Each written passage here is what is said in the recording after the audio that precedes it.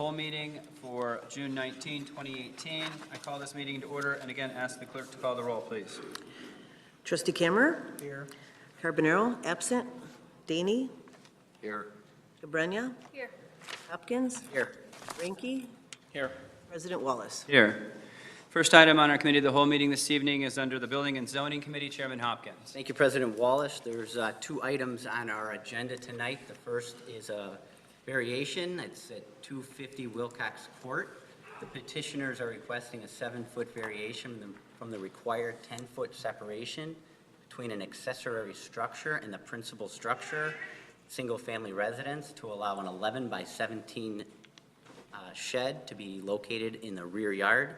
The shed would be located approximately 3 feet from a covered patio and 8 feet from the south elevation of the house. The Zoning Board of Appeals reviewed this at their June 7th meeting, and it is before us to send before the village board. Does anyone have any questions? I think it was pretty straightforward, so. You have different pictures, I think, than we have here, or better ones, actually. Can you thumb through those again, Jem? We have that, yeah. This is just a side view of the home looking from Prospect. Behind that fence and arborvitae is that green area that's all detention, as Trustee Hopkins explained. Here's the rear view of the house, and this is basically the detention area. The shed's going to go generally right here. That's really the only area that they have that's not in detention. And that's the other pictures they have. Good. I have no further questions. It's a huge easement area. It's an incredibly large easement. Yes. So we'll forward that on to the village board for a vote. Can we put that on consent? If there's no objections? The petitioner would love that. All right. Thank you. Was this under one of those things that you guys could go ahead and run with? It's not, right? No, this is it has to go through the zoning board because of the variation. Okay. But he can buy his wood now. I encourage them to apply for their permits and get ready for building. So Right. I think Mr. Palladino builds it himself, so. And when it comes back, it's not going to end up on committee, is it? We'll just go. No, go right to board. It's on, Great, great. So that would be first meeting in August, you'll have the final. oh no, it'd be on July. July, yeah. What am I July thinking? 3rd. Yeah, first meeting in July, July 3rd.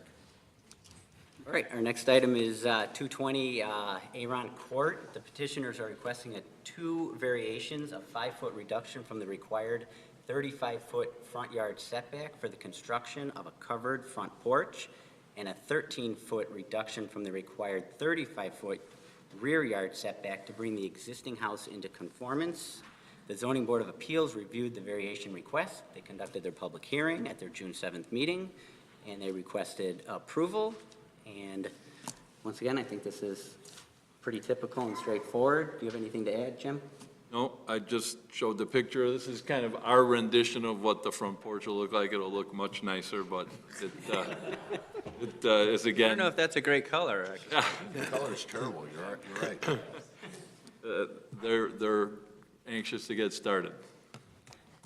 Any other questions from the committee? I don't have any problem with this either. Then we'll forward that on to the village board, and we'll put that on consent also. Thank you. That's all we have under building and zoning tonight. Thank you, Chairman Hopkins. Next item we have this evening on our committee of the whole meeting is Community and Economic Development, Chairman GABRENYA. We have, thank you, Mr. President. We have 2 items on our agenda this evening. The first is a petition requesting a special use permit to serve alcohol in order to obtain a liquor license and state gaming license at 211 South Main Street. The business is Maze Lounge, directly east of Village Hall in the Bartlett Town Center. So we would open that up for discussion this evening.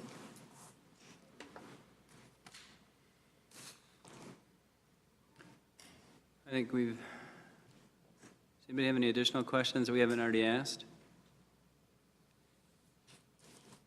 Just flash through the pictures that you had seen prior to that. They are here. Angela Alamain is here if you have any questions. And this is the interior of what it should look like and this is obviously in the town center. Just by reading our packets, I noticed that the O'Hares and also Arts and Bartlett, they had no objections to this. Correct. Has there been any other objections from anyone that you know of? No. Okay. That's the only questions I have. I think we've talked about this enough. Let's move it before the Plan Commission. Let's see what the public hearing has to say. Yep. I agree. Thank you. I'm sure they'll be happy. Moving on to our second item on our agenda, thank you. Petitioner Gambit, a restaurant with video gaming, proposed to be located at 997 South Route 59 in Bartlett Place Shopping Center, is requesting an amended ordinance, ordinance number 1995-14, Exhibit A, permitted uses, and a special use permit to serve alcohol. Open for discussion before moving forward to the Plan Commission for further review. So is the Gambit's owner here? Yes, they are here.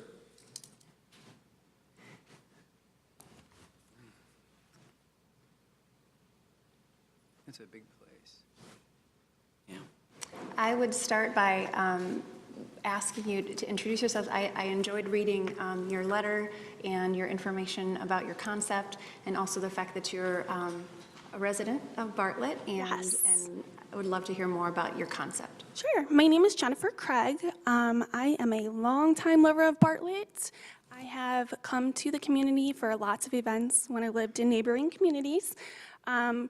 And I was fortunate enough to purchase a home in 2016 in Bartlett, so proud to say I'm a resident now, and looking to open this business right on Route 59. Something unique to the village, not like anything else. A small, intimate establishment. We're going to serve a lot of classics with some southern food. We'll have a wine room, so somewhere you can get away, have a glass of wine, maybe a glass of whiskey. We're also going to have coffee in the morning, so similar to like a diner in the morning time. We expect some busy traffic off of 59. Also, we'll have a private room. We hope to, in the future, host maybe paint parties, small intimate gatherings in there. We do have a gaming area because it does seem to be popular with the village residents as well. That, I think, is all I have. This is my right-hand man, Jonathan. He can answer any questions as well. Bartlett. I'll be the head chef as well as director of operations, day-to-day events in the inside. Our menu, like Jennifer stated, is just Southern style.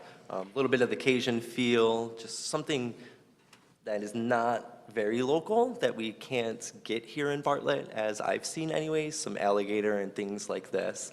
But the breakfast is something where it's intimate for breakfast purposes, where you can come in and everybody knows your name, but then go to work and still be available to come back for lunch and dinner. So a little bit overall of everything. And is the clientele, I thought and maybe I misread, that you're expecting only 21 and over all the time? Yes. That is correct, yes. We're in hopes to find the clientele to come in and expect the same experience throughout. This way, there's not children in the evening, but then when they come in the morning, it's still the same clientele. We tend to go to locations and you get the nuisance in the morning, but then in the evening, it's a little bit mellowed out. We're kind of take that whole feel and present it throughout the whole day. This way, it's kind of an escape away from home. Interesting. Kind of comes across as a family sort of restaurant, but it's not. No, I do love family, but I'm looking for somewhere where I would be comfortable going, somewhere where if I'm going out with my friends, I want to have a glass of wine, don't necessarily want to play peekaboo with a table with a baby next to me, so this is just going to be adult experience only, so 21 and up all the time is what we're going to be catering to. So my question would be also is, obviously, I mean, I like the concept. I think you obviously want to be successful, would like for things to grow.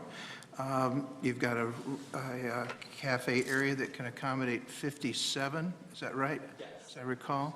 Up to 57, yes. So the question that I have is, I've been through that shopping center. My kids used that orthodontist, and when I look at the parking, If you became super successful, what are you going to do about parking?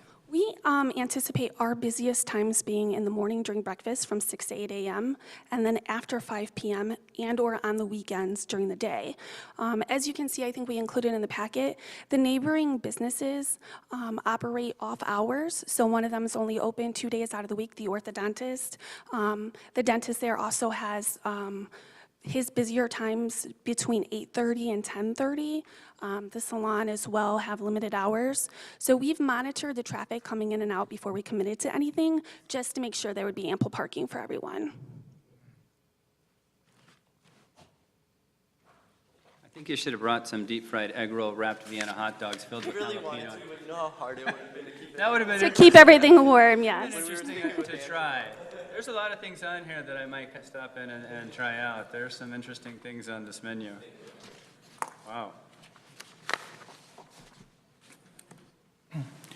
And Jim, does staff have issue with parking? Is there, We calculated their use requires 17 spaces. There's 47 in the site, and as Jennifer said, there's some alternate uses in terms of the dentist and orthodontist. They don't occupy the main times, so with the 47 total and the 17 that they need in their busy times, they should be able to accommodate it based on the spaces that are there. That lot has 47 parking places? That's how many we counted, yes. Go all the way around the corner there. Really? Yeah, it's an L-shaped. It doesn't look like because there's never any cars there. Maybe that's- Exactly. Wow. So, Jim, this concept requires a change in permitted use. Can Yes. can you explain that a little bit more? And also to the fact that as it is already leased to other users, other lessees, does us changing the use affect them? Or do we need to be cognizant and considerate of that? It's a little bit of yes and no. This is an unusual space in that it's condominium, so you have owner-operators there. They have to sign off based on their covenants. They have to sign off on the use and the change in the PUD, which they're in the process, and it seems like they're all in favor of it, in addition to the owner of this space. Our PUD ordinance has, the way it was written, has restrictions for the types of uses that they want to do, which is the restaurant, indoor restaurant carryout, restaurant including the serving of alcohol. So they are changing the PUD to allow their use to go in there and substitute all those restrictions and essentially eliminate those restrictions to accommodate them. And so far, unless there's somebody lying in the weeds, the ownerships of the other units, Jennifer's done her homework and they're fine with it. It will bring life to that center. Obviously, with a public hearing, you do have to give notice to 250 feet around, so they're going to get into the neighborhood, and the other commercial area, I doubt is going to have a problem. Artis is next door, I doubt they're going to have a problem. So they didn't go into this with just saying, let's roll the dice. They did some homework and got these people who are owner-operators and owner-leasers on board. And are the other... Am I paraphrasing that pretty well? Yes, we have talked with the other owners, the other occupants. One of them is currently out of the country. Everyone else is on board and inviting it. With the hair salon and the nail shop being right next door, of course, they're more than welcome. They're hoping that it'll also bring in business to them as well. And are they owner occupants in the other units? Yes. They are Yes. owner occupants, okay. Yes, except for this one, really, yeah. Yes. Yes. There's nothing in there now, There's right? nothing in here, and it was leased to Country. Country Insurance for many That's right. years. Right. Yeah, that's what I remembered there. Right. And have either of you or both of you been restaurateurs in the past? Yes, so I'm currently in hospitality. I have sponsored a liquor license through the Village of Schaumburg, and I also have Bassett and food handler certification. Jonathan does as well. He's opened up both restaurants and similar establishments. My background is mostly in hotels with food service in there. It's a lot of build-out. Yes. Yes. We're looking at about a 7 to 8 week window to demo and obviously remodel. We have a good company coming out of Roselle called Sarah Restorations. Good. I have no additional. Me either. Good luck. Thank you so much. They'll go on to Plan Commission also. Good. Thank you for being here.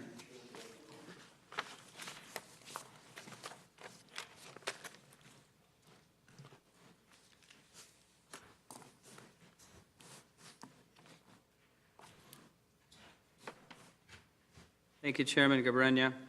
And that is it for our committee meeting. We have record time this evening. Unless anybody wants to talk about the Cubs or anything. Did they I'll win? entertain Did they a mo- win? They lost the first They game. lost the first game. I'll entertain a motion to adjourn. So moved. Second. Moved by trustee Daney, seconded by trustee Hopkins. Will the clerk please call the roll? Trustee Kammer? Yes. Daney? Yes. GABRENYA? Yes. Hopkins? Yes. Ranky? Yes. We are adjourned.